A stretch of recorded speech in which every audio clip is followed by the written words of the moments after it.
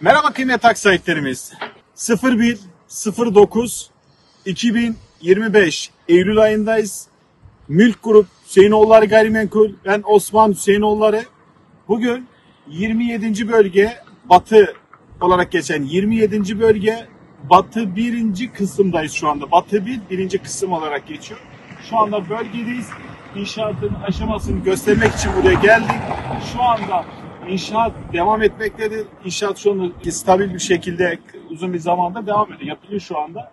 Alt tarafta birkaç tane bloklar da yeni yapılıyor. İnşaatta kabalar çıkıyor. Geri kalan blokların kabası bitmiş bir şekilde. Şu anda birlikte drone çekimi yapacağız şu anda ve sizlere bunu paylaşacağız. Bizleri takip ederek güncel aylık her ay güncel dronelar çekip sizinle paylaşacağız inşallah.